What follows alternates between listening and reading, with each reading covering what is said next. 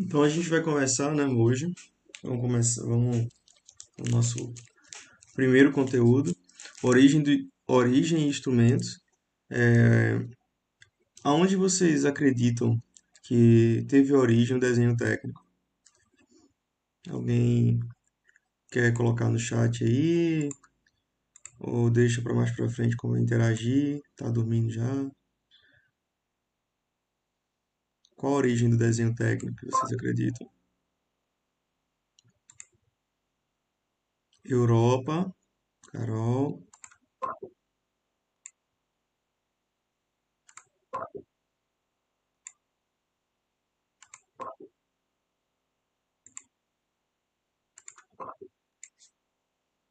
Quem mais? Ninguém? Pra frente. Rapaz, isso é muito, muito, muito antigo, né? A gente tem dados aí, a Carol acertou, o mais antigo, Noruega, a terra dos Vikings.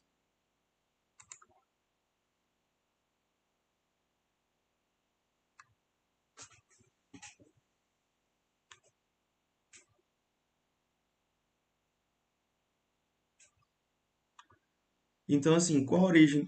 Na verdade, tudo surgiu com a necessidade do homem se comunicar, basicamente, deixar a informação para gerações posteriores, e iniciou, né, de forma lógico que a gente vai trabalhar com desenho técnico, tá?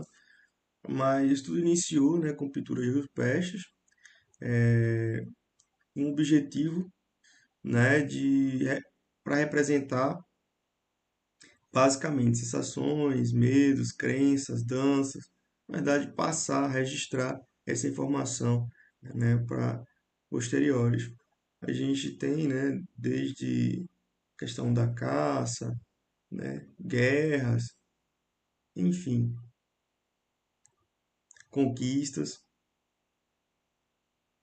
Ao longo da história, a comunicação, né, através de desenho foi evoluindo, dando origem, né, há duas formas de desenho. O desenho artístico, que apresenta comumente ideias e sensações,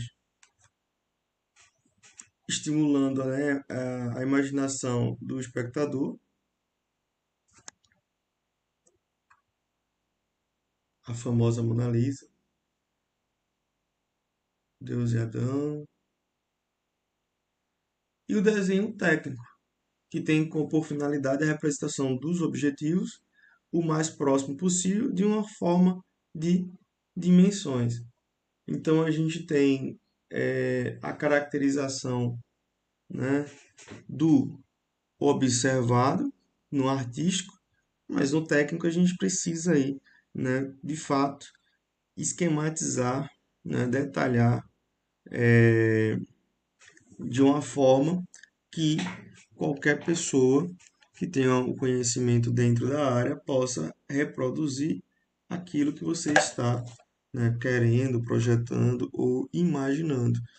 Seja a casa, acredito que todos vocês tenham percepção, né, já do que seria, né, por exemplo, a entrada, o que seria uma janela, né, o que seriam portas.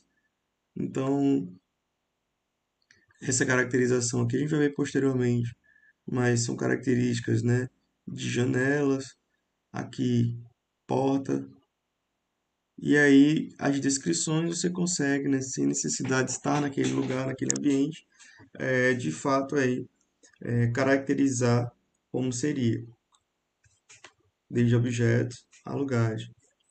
Então o desenho começou a ser usado como um meio preferencial de representação do projeto arquitetônico a partir do Renascimento, período de transição do feudalismo para o capitalismo, quando as representações técnicas foram iniciadas nos trabalhos de Leonardo da Vinci e são mais humanística e naturalista.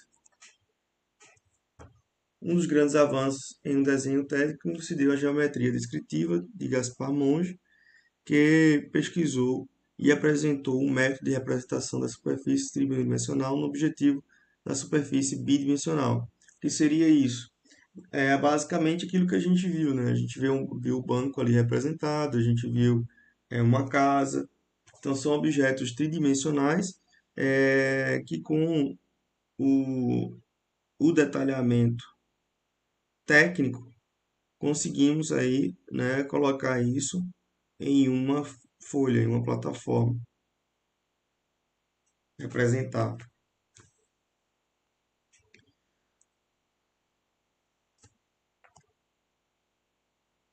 Então, com a Revolução Industrial, os projetos das máquinas a necessitar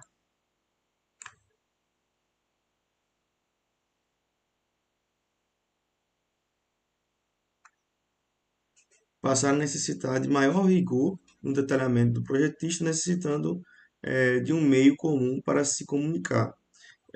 Por conta de que, quando você precisa transcrever a realidade técnica, a riqueza de detalhes, mas não detalhes artísticos, detalhes de medidas, de caracterização de material, como a gente vai ver, né, mais posteriormente, né? Essa riqueza de detalhes faz com que o construtor ou aquele que vai executar tenha uma maior segurança e, obviamente, você consiga de fato expressar aquilo para a realidade, né, de forma exata. Então, o detalhamento de centímetro, milímetro, unidade, eh, e as caracterizações vão fazer aí. E quando você está trabalhando, no caso, desenho industrial, que a gente vai trabalhar isso em desenho mecânico, é isso que fica cada vez mais evidente. Que imagina você projetar um parafuso para encaixar agora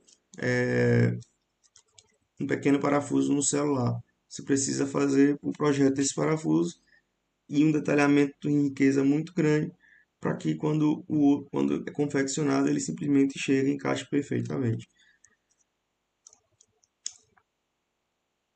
Então, no século XIX, as primeiras normas técnicas de representação gráfica de projeto foram instituídas. É, Por que normas técnicas? Qualquer pessoa que venha atuar nessa área tem que ter, né, as suas diretrizes de como fazer. Não pode ser feito de qualquer maneira ou é, de, conforme a vontade de cada um. E, obviamente, ao longo do tempo foi amadurecida. Então, qual o propósito da normatização? Para desenho de arquitetura e engenharia, tem a função de estabelecer regras e conceitos únicos para a representação gráfica. Então, basicamente, seria isso. Então, o desenho técnico é uma forma de expressar, né, graficamente, com a finalidade de representação de uma forma de dimensões, posições de objetos, de acordo com diferentes necessidades requeridas por diferentes modalidades, né, seja ela na engenharia, arquitetura.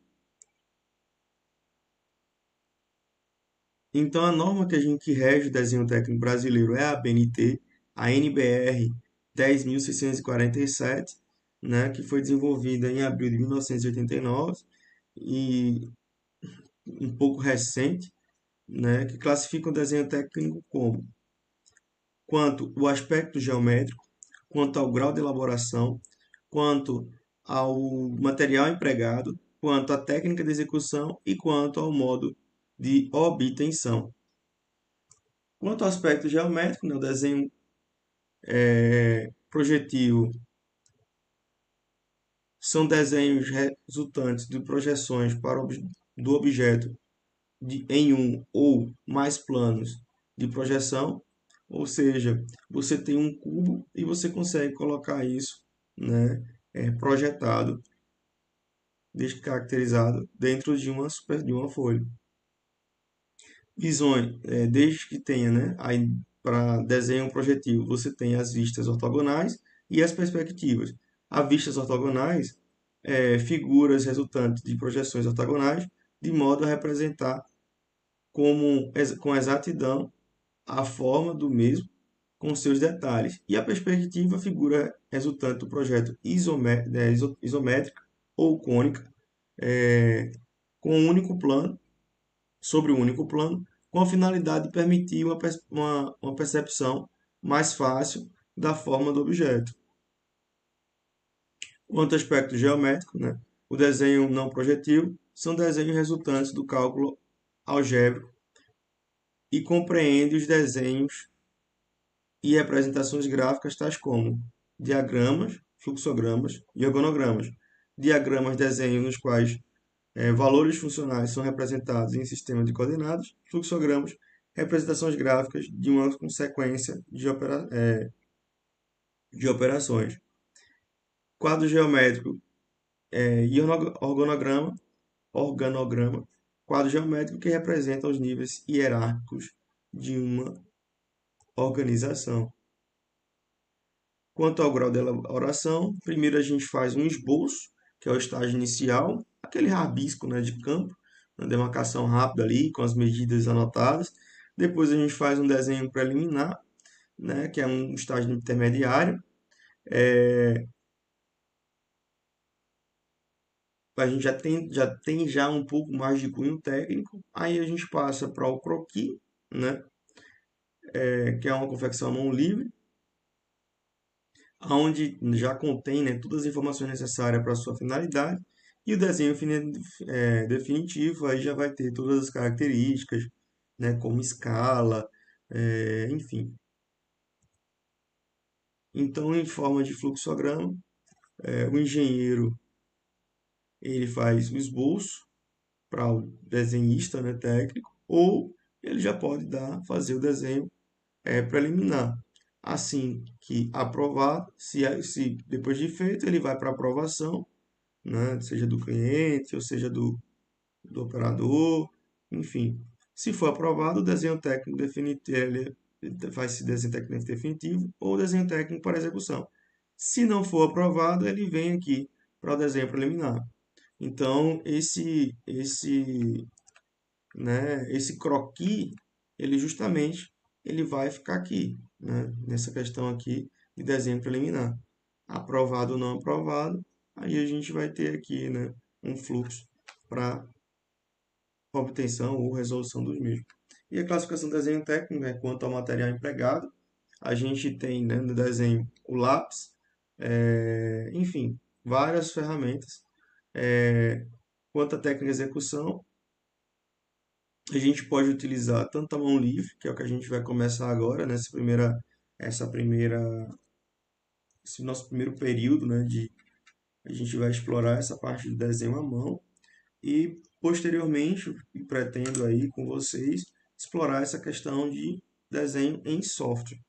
Vocês vão entregar uma planta baixa, né, tanto à mão, e software eu não vou exigir, mas eu vou ensinar os caminhos, né, para a gente estar fazendo essa mesma planta, ela, né, de forma computacional. Lembrando que o desenho à mão livre é a atividade do final do semestre, tá? Afinal, a atividade que vale 8 pontos. Quanto ao modo de obtenção, a gente tem o original, no desenho matriz, que serve para a reprodução, e a reprodução. Desenha a partir de uma origem mediante a cópia, né, reprodução na mesa de escala do original, a mesma escala do original.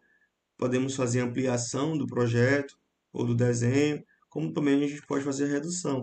Isso tudo vocês vão aprender, né, nas atividades.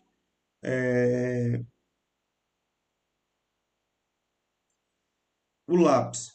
O lápis normalmente pode ser usado de comum, né, ou de madeira, o grafite também muito utilizado. O lápis deve ser sempre apontado, afiado, né, com linhas para você conseguir construir linhas pequenas.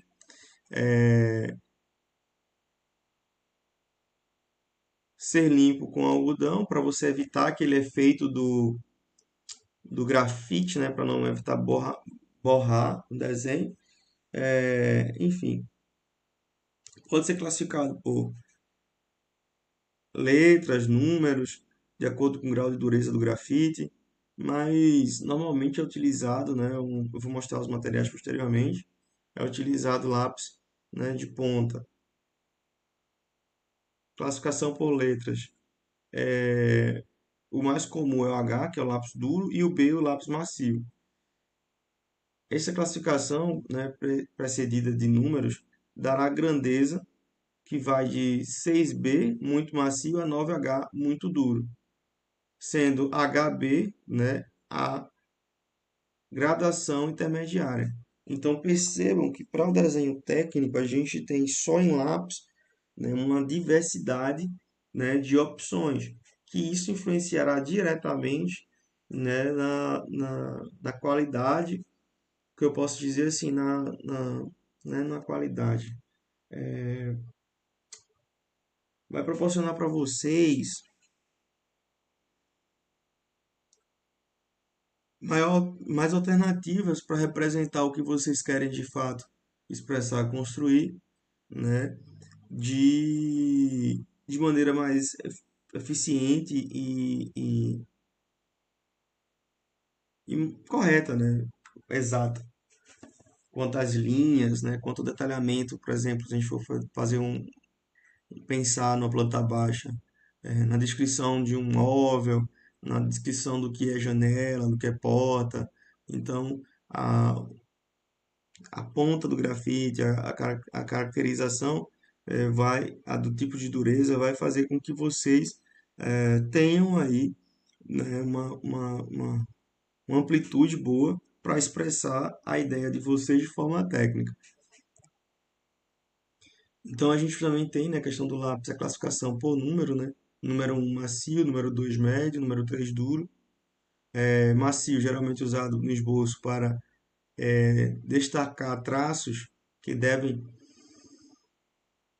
sobressair. Médio é o mais usado em qualquer traçado para escrita em geral. Então o médio é utilizado para escrever dentro do projeto, dizer a questão de metros, medidas e tudo mais.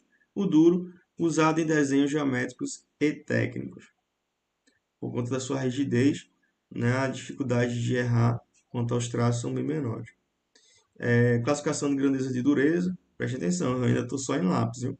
A dureza de um grafite para o desenho depende dos seguintes fatores: o grau do grafite, o tipo e acabamento do papel, a superfície de desenho e a umidade. A umidade né, desse grafite. Outras classificações, né? 4H duro e denso, 2H médio e duro. No caso do 4H, né, indicado para layouts precisos, e o de 2H utilizado mais para desenhos finais. O FH médio, né, excelente peso para uso em forma geral, né? E o HB, que é o macio, para traçado de linhas densas, fortes e letras, requer controle para um traçado de linhas finais, é facilmente apagável, você consegue copiar bem e tende a borrar com muito manuseio. Então, a questão dele, complicado do macio, é a questão de você ter facilidade de borrar. E observações, a gente está falando de lápis, então é lápis de madeira. É,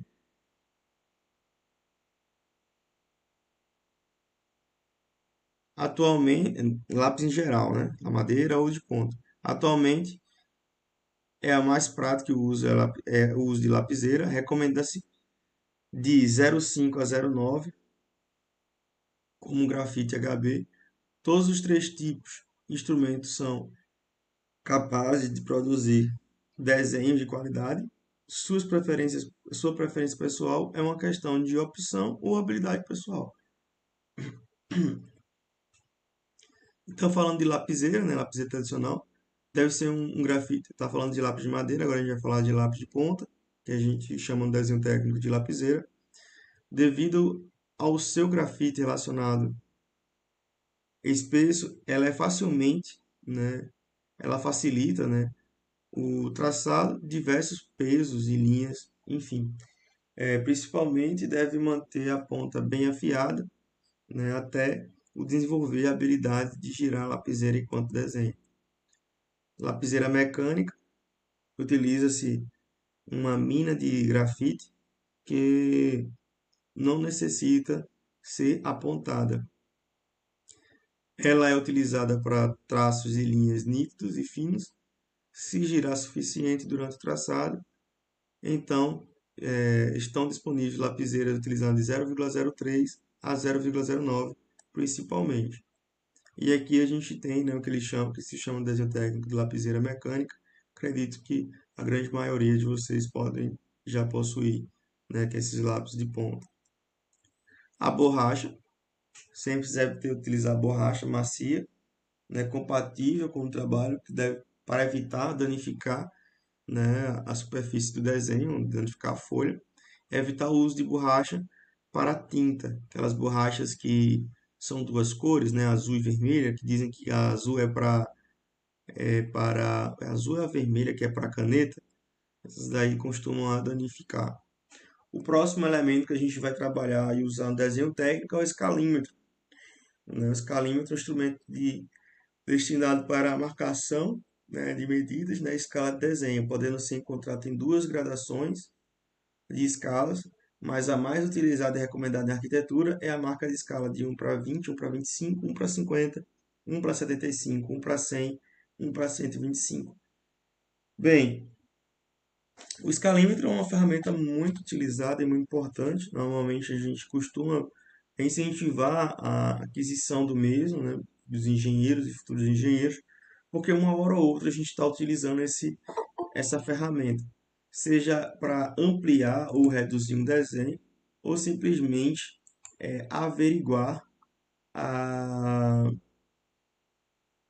averiguar as condições, né, do mesmo, no famoso fiscalização. Também é utilizado em várias outras circunstâncias, né, para poder obter medidas. É uma régua com diferentes escalas. Depois eu vou explicar o que é escala. É um instrumento que deve ser, no caso a gente também usa o compasso, que acredito que, não sei se vocês, mas em 1900 e bolinha, né, na época que o professor de vocês era adolescente, a gente tinha o costume de brincar da brincadeira do compasso aí, que dizia as letras, não sei o quê. Enfim, eu era criança quando fazia isso, depois que eu virei engenheiro, que estava fazendo curso técnico de engenharia, a gente já não usava compasso com essa finalidade. O compasso é um instrumento que serve para fazer traçados circulares ou em qualquer raio ou arco circunferência. Deve oferecer um ajuste perfeito para perfeito, não permitindo, né, folgas. Algumas observações, né? Uma observação, o grafite do compasso deve ser apontado, né, em forma de cunha, sendo o chanfro voltado para o lado contrário da ponta seca, conforme a ilustração abaixo. Isso aqui é o que eles chamam, né, de apontado de forma de cunha. Não é uma ponta feita como vocês fazem normalmente no lápis. Ele tem como se fosse um corte, né? Deixando uma ponta que basicamente vai fazer uma linha quando circular. Aqui essa ponta seca aqui é aquele que, não sei se todos conhecem, um compasso. É um metalzinho, né, que tem que ter cuidado para não furar o papel. Normalmente a gente coloca uma tampa, ou a própria borracha, né? Bota ele como suporte na própria borracha para se fazer o desenho, porque ele costuma furar o papel.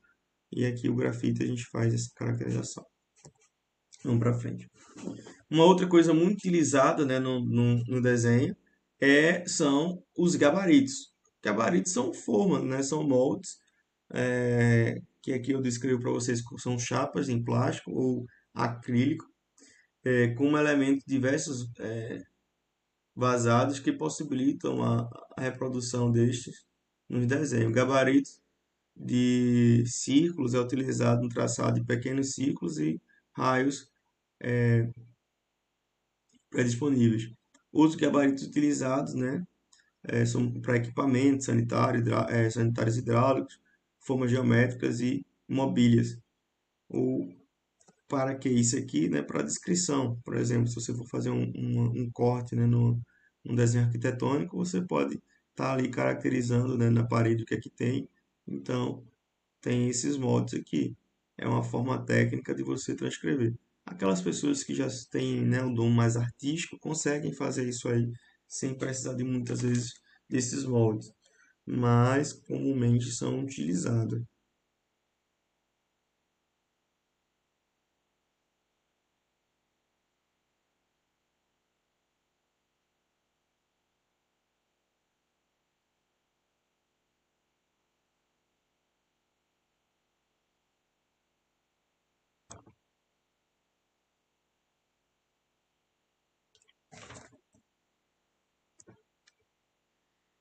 Então, ainda falando de gabarito, né, para curvas de raios de raio variável, usa assim, né, curva francesa ou régua flexível para dar essa tonalidade aqui no desenho. Prancheta é uma ferramenta utilizada para dar apoio, né, para facilitar o conforto e o desenho aí de vocês, futuros projetistas, né, e desenhistas. Também a gente usa transferidor, que serve para medir ângulos, né, e são normalmente encontrados em madeiras ou plásticos. São geralmente da grandeza de 0 a 360. Esquadros, eles normalmente têm angulação de 45, 30 e 60, né? Normalmente se vende já o jogo de esquadros e transferidor. Régua T, muito bom para utilização, para você deixar, né, firme, né? Fazer traçados na horizontal, você consegue deixar firmes na, na, na mesa. Aqui a utilização da régua T também serve principalmente para ser a base dos esquadros, né? Consequentemente, a gente conseguir fazer no papel as linhas de forma mais específica. Tá vendo aqui? Ela consegue travar, né, na mesa, e aí você consegue ter, né, a firmeza suficiente e fazer a angulação certinho, né, o ângulo horizontal reto e, consequentemente, aí com o esquadro fazer os desenhos. O modo correto e errado, né, de fixar o papel na prancheta. Se fixa o papel na prancheta próximo à base de apoio da régua, né? Então, esse aqui é o correto, bem mais próximo. Para quê? Para que a gente possa aí, né, ter o máximo de firmeza dessa régua, consequentemente a régua só, né, se deslocar para a parte superior ou a parte inferior. Aqui na representação dos esquadros, né, a questão, né, com a combinação desses esquadros a gente consegue ter diferentes ângulos, né, e consequentemente caracterizar diferentes retas, traçados de linhas na vertical, são feitos assim. A gente usa uns quadros, quando a gente não tem régua, né, a gente usa os quadros. Na horizontal, ângulo de 90, ângulos de 30 graus, ângulos de 45 graus. E eu quero deixar aqui, né, uma mensagenzinha, né? Quem dera se minha vida fosse um desenho que eu pudesse apagar com a borracha e continuar a desenhar.